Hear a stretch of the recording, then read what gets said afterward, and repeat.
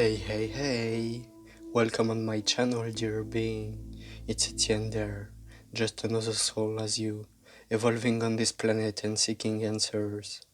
You are now at the beginning of an adventure, one of which may resonate with you, or not. As you already understood, Shakespearean language is not my mother tongue. I personally am more comfortable in the baguette and frog's tongue. Never hesitate to show your interest or disinterest for what I deliver you on this day. I don't have to tell you what you could do. You already know, and I will never try to convince you in any ways. My words are open to change, to criticism, whatever you feel is good to be told. As you might notice, if you also listen to my French audios, especially Cultures en Detail, there are rhymes that won't appear here, as I cannot as easily play with this language as I in French. It doesn't matter. What is important is the information. I will always encourage you to go further than my own words, which will never be sufficient. Please feel free to verify. Me, simple being, is trying to reach more people by doing this exercise. And now, we shall start diving, my dears.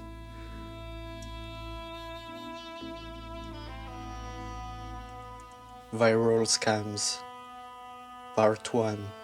At the dawn. When people don't get threatened by a power anymore, a greater power follows. Rhodes. I am giving myself the freedom of speaking on a particular subject, among others, on which I don't have any legitimacy recognized by my peers, virologists, whom I am not, but I am not looking for recognition either. I am not trying to be another illegitimate voice on COVID-19 or SARS-CoV-2. Some have already tried, sometimes with more turmoil than others for reasons that will be explained at length in parts of this text. Not fully in the first one, for the understanding I may have, and that is mine. I will never ask anyone to share it. I do not pretend to know the society and all its working despite all that I will tell you about it. I am aware that people could agree with what I say, because it may resonate with them in some way, regardless of whether or not it is supported by credible sources. The opposite is also true. Some will seek more information. I do not believe in the Messiah as the savior of humanity by his or her presence alone. I believe that we are above all a collective, and that it is together that we will stand up to an elite that is in this short time, as all the means on its side, possessing the ultimate tool. Yet, they, too often all white men with blood dripping from their gloves, forget that all this is only temporary, and that sooner or later the sunset and the dark night will come. Tomorrow will be another day, the sun will rise again from our perspective. Warm in our cocoon, we will have already forgotten the day before. I am aware of the fact that I am about to evoke subjects that are sensitive, still under the spotlight for some of us, who are not letting go, demanding that justice be done. Some of the issues I am about to mention are still in the headlines, which is not necessarily good news because it invites the normalization of events like war. Little by little, it no longer affects the average person. It is far away, it does not concern us too extensively. Moreover, in Russia, from the collapse of the Berlin Wall until 2001, with Vladimir Putin, who was then taking his first steps as head of state, hypernormalization was institutionalized, which I will have the opportunity to develop later. A section will be dedicated to the situation that generated on February 24th, 2022 and will be highlighted with the rest of this paper. I am just an average citizen, in the prime of life, as they say. Like many, I am concerned about the preservation of nature, in which I include our species. This nature, it must be said, is being damaged by us. But who is this us? Is that us who have decided to wreck our Mother Earth, Gaia, in this way, wiping out thriving ecosystems teeming with life? Was it us who chained our brothers and sisters, forcing them into tripalium days after days until their limbs fell off? When it came to slaves, who once accounted for up to 16% of the entire US economy, they had to be taken care of, in a certain measure. Now, the individual who works hard to earn a living is almost left to fend for himself, despite the existence of resources, especially in countries that are accepted as developed. However, nothing is ever perfect. There are also many prejudices about people who dare to ask for momentary support, whether physical, psychological, economic or other. But what is the point of complaining when others are living worse than us elsewhere because of 40 years of neoliberal policies? I don't need to tell you that this is not only socially, but also naturally felt. Does this mean that we should simply accept our fate and say that it is inevitable in a way? I think this is important to question what is in our power and what is not.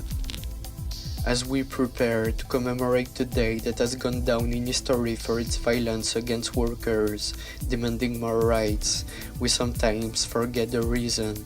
We go to see people, to have a good time with neighbors. People don't want to have a heavy conscience, and I think this is natural. I don't want to worry about what's beyond my reach. A wise man once said, "Think globally, but act locally." However, thinking globally can involve emotions that we will try to escape, unpleasant but essential. It is about trying to be globally aware, to know deep down that someone somewhere will always be worse off than us. Even if it's out of our control or seems to be, we must first of all integrate it and show that we understand, that we are humble in relations to others. I can, however, decide on my own to help someone in particular to stop consuming products from elsewhere containing palm oil or having been tested on non-human animals. This is where the local comes in. This doesn't mean that I have to be ethnocentric, acting only in a close circle that forms a community. Ideally, I can and should always think of others, but first think about me.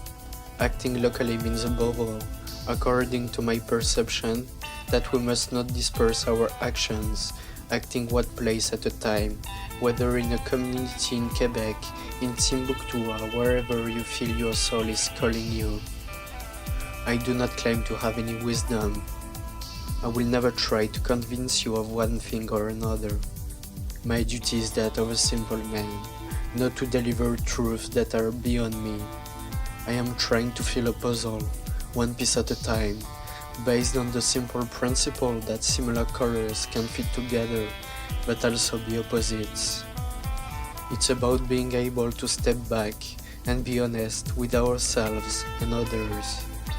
It's more about taking the Pathfinder view that Julia Galef advocates, reporting the facts as they are, rather than acting as an attacker or a defender. This applies to a whole range of issues, although the focus here is on communication. We are in an age of crystallization of opinions, which are almost indistinguishable from facts. Whether you are a woman or a man, of this or that ethnic group, young or old, it all comes down to the same thing. We are all subject to cognitive biases. We have the choice to accept it, to learn to live with it and to overcome it little by little, or to deny it and make its effects worse. The choice is yours. I won't tell you what is right or wrong, as I don't like dichotomy. I will, however, sometimes speak out for or against one element or another, amid hypotheses. Don't see it as a way to manipulate your mind, which is free. Never take my words for granted.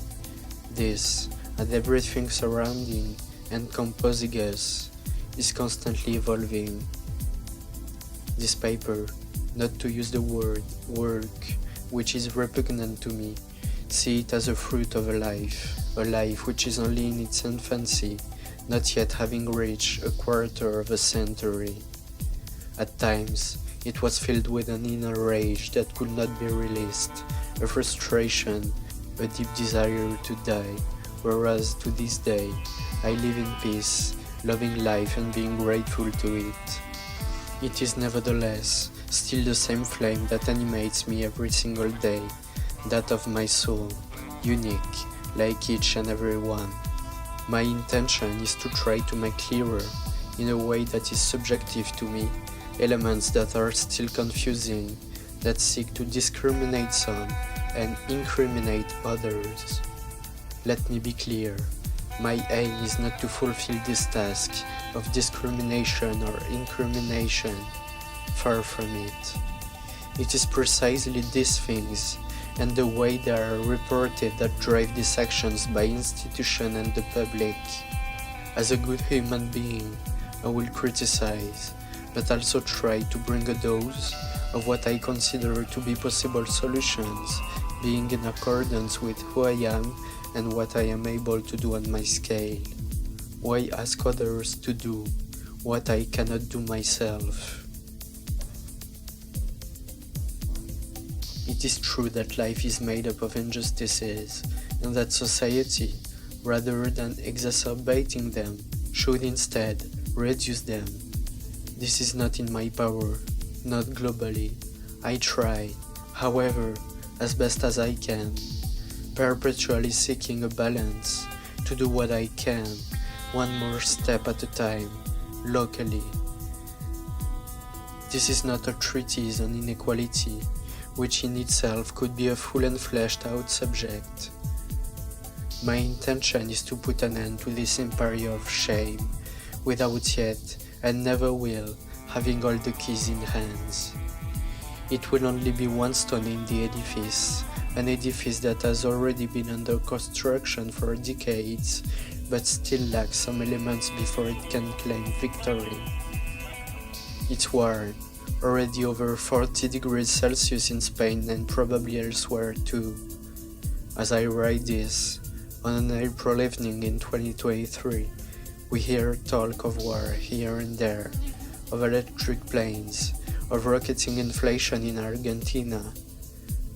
Here is something I appreciate about the media. They can contribute to the conception of this global consciousness, of living beings on a planet where the only borders are those of our imagination. Make no mistake, nothing is ever black or white. I will have the opportunity to criticize the media and government for their handling of the recent pandemic, for the way they talk about climate change, for their reactions to war, to injustice, to the misuse of police forces and digital technology, etc. You will discover word after word, page after page, the content I am presenting to you. This is just the beginning, this of an adventure at the root of my life, our lives, their lives.